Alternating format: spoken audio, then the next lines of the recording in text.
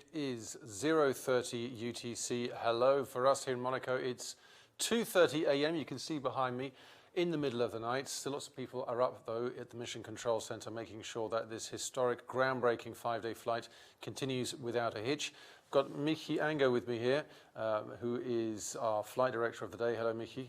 Hello, Connor. He was just asking me, who's up at this time in the morning apart from us? Well, of course, the people who are up are the people around the world who are watching. If we look at the time, I think you can see it. We have lots of different time zones here on one of our maps on the wall right behind me. And it is telling us that it's 2:30 p.m. at our final destination, which is Hawaii. So if you're watching in Hawaii, hello or aloha, and on the west coast of America as well, I think the timing is pretty good for you. I know that as we start approaching America, there are more and more people who are waking up and saying hi. I know on the YouTube comments, on the live chat, people love to tell us where they're listening. We're people from Texas, Wisconsin, what other states in the US do we have? So there you go. Does that answer your question, Michi? That's wonderful. I'm happy that we have followers from Kalaelewa and the US now, and still in Nagoya also is awake. That's cool. It is, and there'll be more and more coming as we get nearer. And talking about where we are now, not that far away from being at the point where we have covered 50% of the distance according to our flight plan. But look at that, 47% has now been covered. And this is a really interesting statistic here. Look at that, 2 days, 6 hours, 27 minutes since takeoff. I mean, it's a huge distance to cover, isn't it? It's great. Yeah, it's time is passing by so fast here in the mission control. Unbelievable. We work in shifts here, and time is just passing by. You get to your shift, you are busy the whole shift, and then you go to bed, and then it's the next whole day. So impressive. Bertrand Piccard said that for the pilot, the first night is the worst. After that, you start to enjoy it. And I think it's the same for everyone. During that first 24-hour period, it was very, very tiring, very difficult. I remember at the end of that, for me, thinking, wow, we've done all this and we've only covered 24 hours. How on earth are we going to get through the rest of this flight? But time is speeding up. Yes, for sure.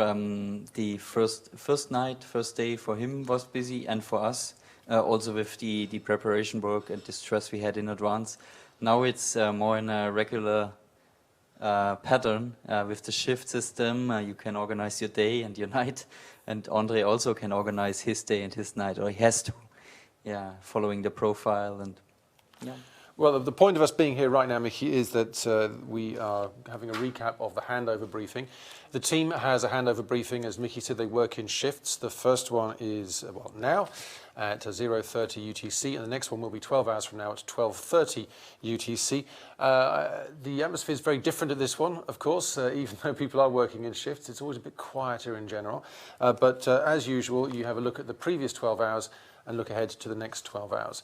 So look, why don't we go and have a look at the simulation graph now for Sol 3, the third day for the plane. There we go. And well, if you can talk us through, but first of all, before we come to this, talk us through the main points of the previous 12 hours, and then we'll have a look ahead at where we're going. Mm-hmm. Well, the last 12 hours were also not that easy as it looks maybe from the outside. We had one technical issue with one servo on the autopilot, but we fixed it with our engineers. That's fine, but certainly it creates a bit of trouble if you hear like, oh, there's one servo not working. We have several servos and backup solutions, but if you see a degradation of the system, it's not nice. So you want to recover, and that's what we did. That's cool. And Andre got a lot of rest last night. He for sure had pure sleep of 3 hours or more, but at least 3 hours, and then a few relaxing phases. Then actually we have one problem, which is a continuous one in this mission or for this aircraft. The batteries, they get quite warm when they get charged or you pull out current from them. So we had to work a bit on how soft we put in current, how that we charge them a bit in a soft way, in a smooth way. That's what we are currently doing, and what we have to continuously doing towards Hawaii. Otherwise, the batteries will get too hot, because the outside air temperature in general at this time of the year is quite hot, and so we are flying ISA plus 15 degrees or 20 degrees. So this is quite warm, and yeah, we have to get rid of some energy surplus we are creating. So sometimes we fly faster just to burn a bit of energy, not to charge the batteries too fast. And well, also there's been a slight change in the flight plan as well, allowing the plane to arrive a little faster than we'd originally expected. Before we took off, we were talking about a 120-hour flight. It's going to be a bit shorter than that now. It's a bit shorter, the exact time, I don't know. I'm sorry, but it's changing a bit with each weather update. So maybe it's 115 or 110 hours, but for sure it's still the evening in Kalailoa on the 3rd UTC, yes. A short word about pilot resting. It seems that everyone's quite happy about the amount of time he's resting. Now, André Borschberg can only sleep or rest for a maximum of 20 minutes per rest period, and the idea is to get as many of those in as possible. And I had a statistic here, 4 hours resting per day, which is very good.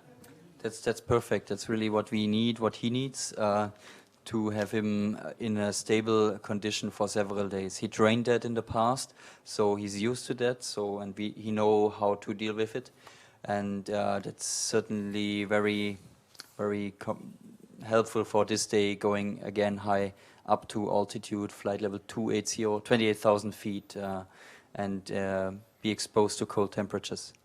Okay, well now we can look at this graph for Sol 3, and let's look at resting periods first of all. Looking at this graph, tell us when's the best period for André to rest?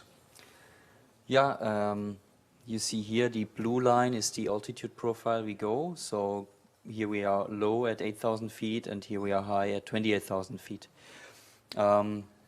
Being low is best for the pilot to rest because he's not on oxygen, it's not that cold, and yeah, well, it's also night at that time. So you have to keep somehow your natural body rhythm and biorhythm, and then you can sleep the whole night basically in calm air. So the best period is certainly descending through flight level 120 when he gets rid of his oxygen mask, and then he can rest the whole night until the morning, and then he can enjoy the sunrise when he gets up. That's what he did a few hours ago.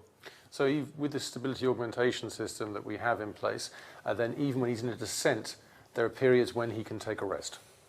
Yes, there are periods.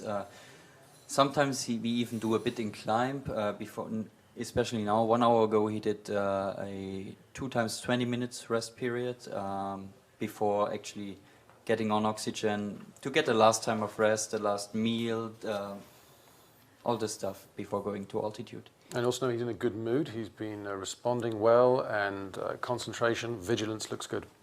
Yes, that's all fine. That's a matter of resting as well.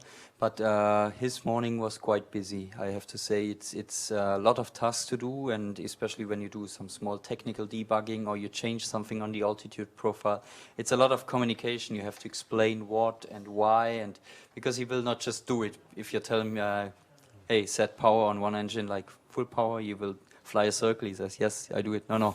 You have to explain him what and why, otherwise he's not anymore in control of the situation, which is very, very important if we, for example, lose communication with him, that he can continue the flight without us. Yes, and had a comment from the outside world, outside of our little bubble here, just to remind everyone that this is a plane which is piloted by the man who's sitting inside. This is not a drone, this is not something that we control from Monaco. The pilot is in control. He is, and he's not doing anything without a good reason for it from our side, and well explained from our side, yeah. Okay, thank you very much, Mickey, for giving us the information about where we're heading to, and we are around about here now in UTC, so the shallow climb has begun, then the steeper climb up to our maximum altitude around about 28,000 feet, and this green line here takes us to our next critical decision point. This is the line for energy neutral evening. Energy neutral evening, the point at which we are no longer being powered by the sun. It is battery power only right the way through to the descent, so using altitude as potential energy. Get to our minimum altitude here. We have an average here of around 8,000 feet. Could be a bit lower. If you can go lower, I'm sure you will, but staying above the clouds, and right through until energy neutral morning. when the day cycle begins again. And look at that, then we'll be into Sol 4 already, and we'll start to see the end in sight then.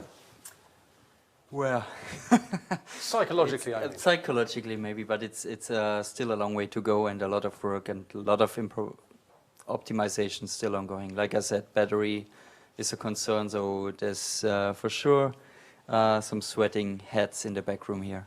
Okay, and if we can just go back to the website again, where we can see the number of hours we have left of this flight. We can see the number of hours that we've already covered. There we go, and the number of hours left to go. Look at that. I mean, it's still a huge feat. 2 days, 6 hours and 36 minutes. And we are covering it all on SITV. On solarimpulse.com, you can see coverage non-stop right through until the end of the flight. So we have some great images, don't we, of André Borschberger, some really clear video images of him in the cockpit, and you can also see the interaction between André and the Mission Control Center here in Monaco. And of course, keep checking through the website. You can see images like this, and we can find out about the pilot health. We can see the battery state of charge. Let's have a quick look at that before we go as well. The battery state of charge part of the website.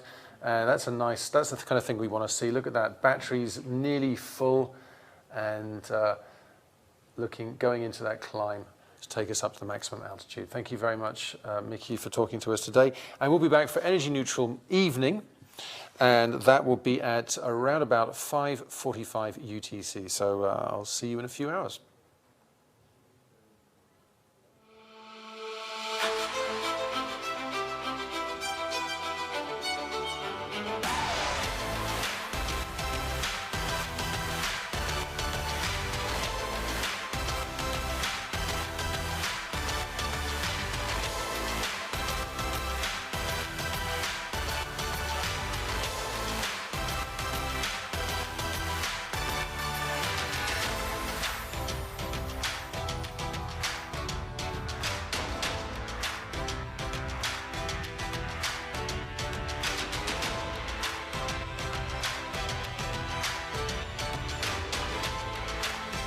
Hey, Florian, can you catch it?